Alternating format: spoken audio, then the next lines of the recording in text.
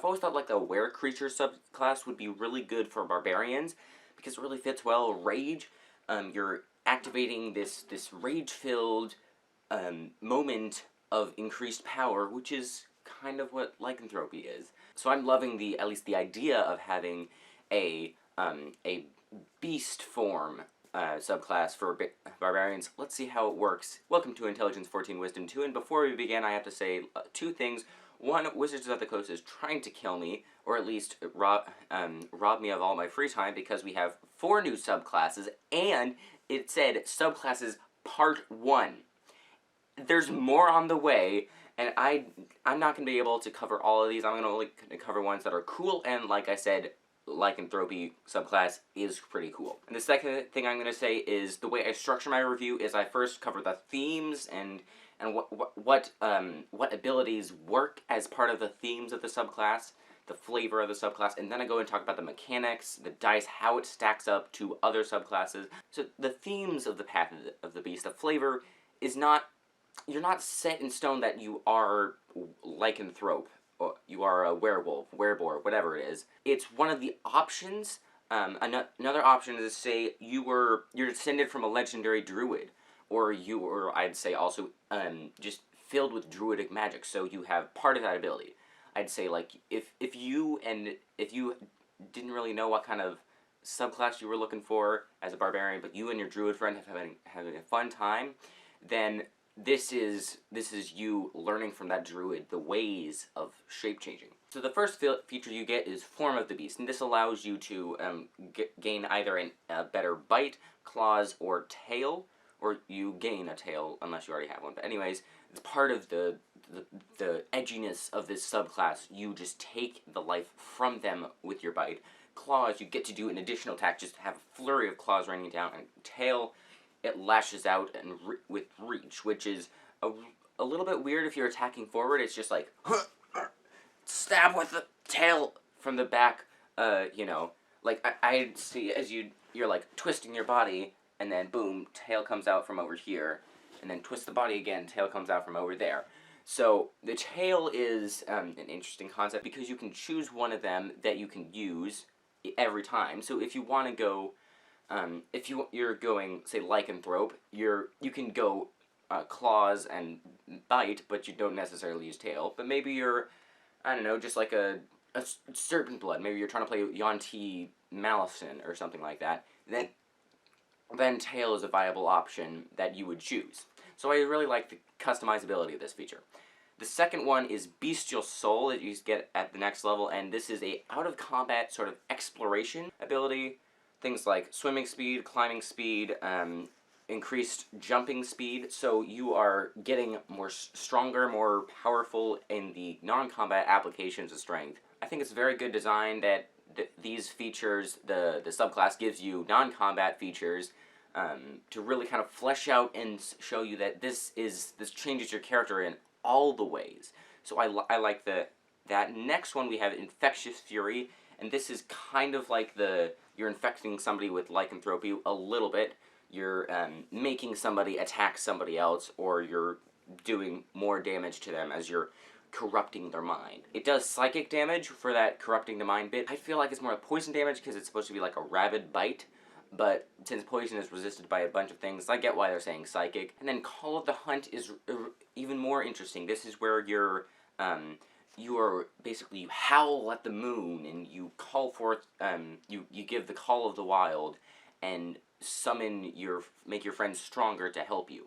And I like it's kind of making it so that you are empowered by your friends as well as they are empowered by you, so you get advantage on saving throws against being frightened because you're not just one guy, one loner.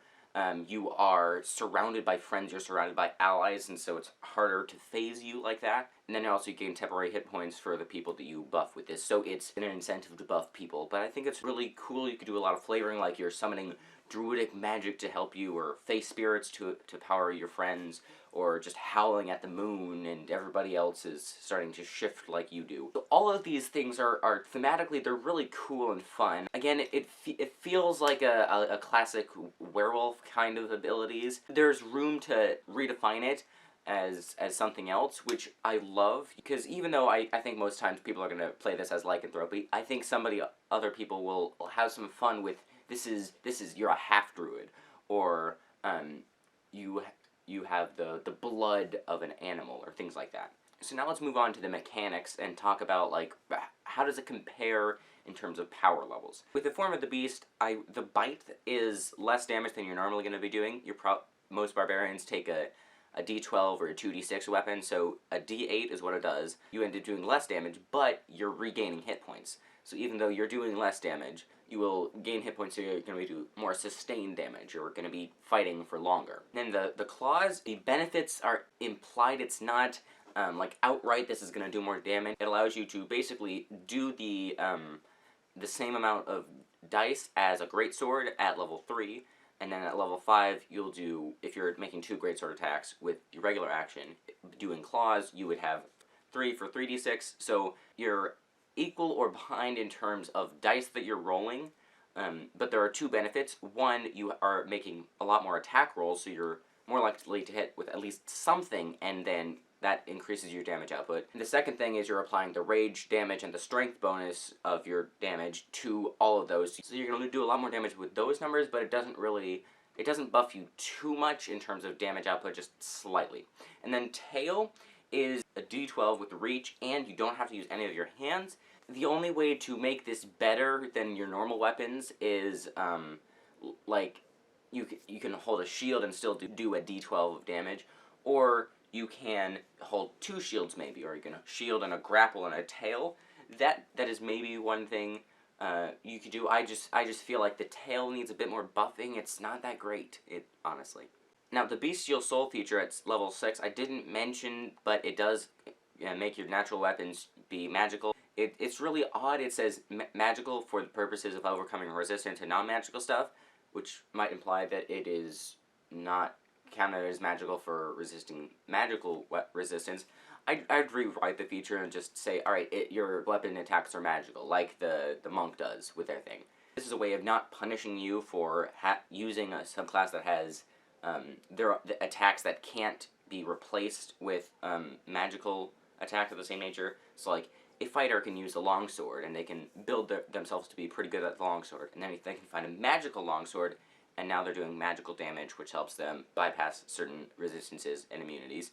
Whereas this thing, with your natural weapons, if you didn't have this make your natural weapons magical, then you'd be punished indirectly for using the natural weapons, which are non-magical. So this is making them magical just so that it's better for you at higher levels to use them, which I think is really great. Now, another thing I have to mention about this feature is that the jumping ability is actually not that great. So the way the rules work in D&D is jumping is counted as part of your movement. So if you're jumping 30 feet, then you can't move anymore.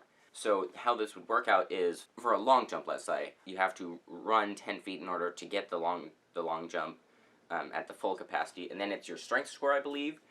So it's going to be pretty high as a barbarian. You're going to be jumping very far, which is cool. But then you're making an athletics check to increase the distance by that check. So if you roll a 20, you can jump insanely far, hypothetically. But you can only jump equal to your movement, so you'd have to take the dash action. So to get you like 60 feet of movement is, you can jump that far, which is that is massive. Well, actually, you can jump 50 feet, I should say. It should be like, have a note like, hey, in order to use this feature to the best of its ability, you need to use dash. Or like haste, because at higher levels, like, you're going to have 24 strength, and then if you roll a 20 on the strength check, that's like 20, 30.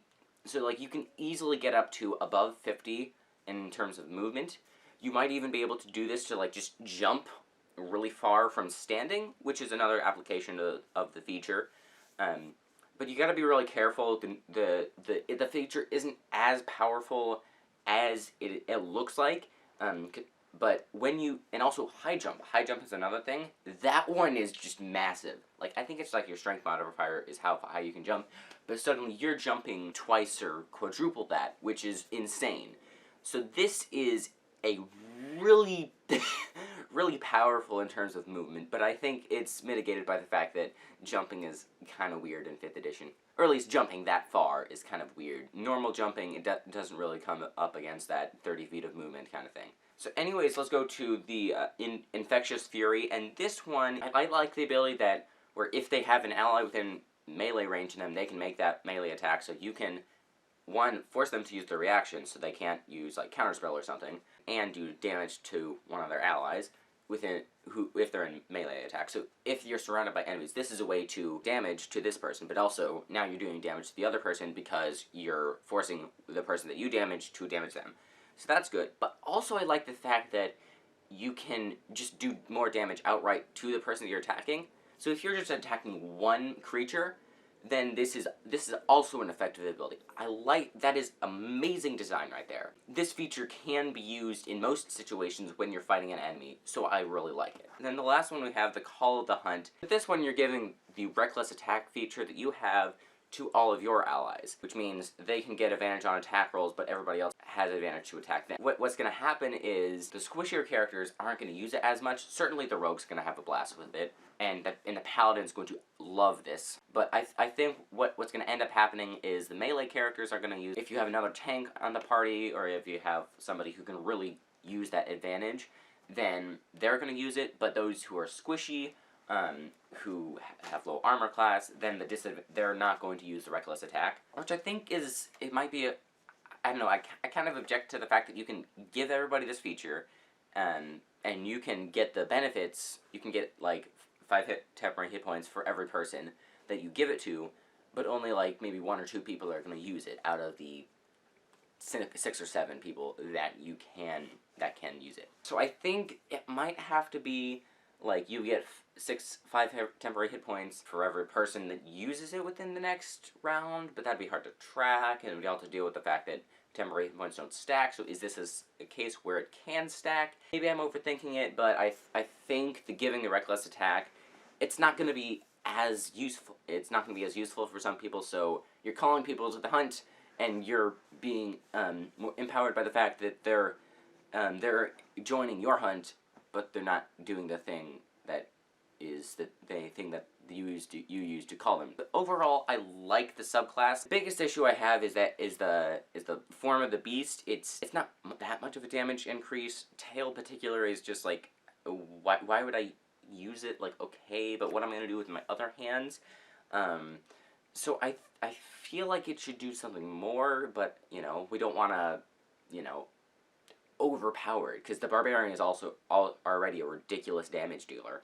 I should know because I've calculated that. So if you want to hear me talk about the lore and the mechanics of these Unearthed Arcana, then check out this playlist. It has all of my videos about the recent Unearthed Arcanas. I'm going to be coming out with a couple more videos about this release of the Unearthed Arcana, so subscribe if you want to see those, and thank you very much for watching this video.